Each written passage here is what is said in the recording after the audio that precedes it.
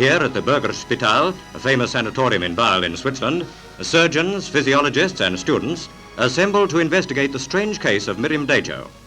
A middle-aged Dutchman, he has lived for many years in India. Before showing this film, we asked Britain's foremost surgeon to comment upon the demonstration.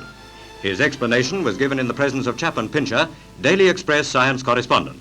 Here is Chaplain Pincher to report. You are going to see a man have a 28-inch sword thrust through his body without hurting him. This is no fake, neither is it a miracle. It could probably be done to you if you were willing to submit first to a dangerous operation.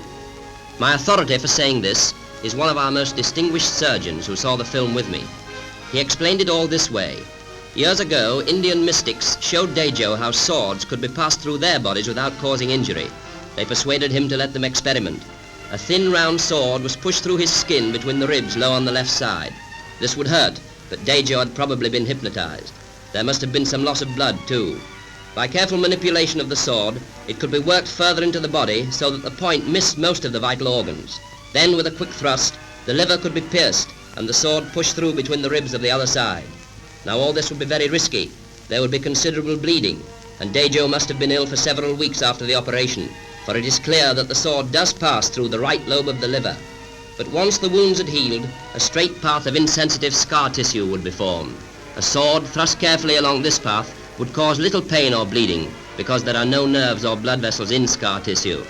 Eventually, a permanently open channel could be formed right through, making the passage of the sword easy and safe in future.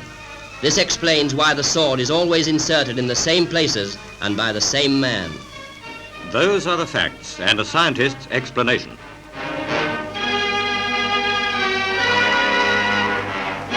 Meantime, Mirin Dajo eats and lives as an ordinary individual. The key to his secret is still locked in Eastern mysticism.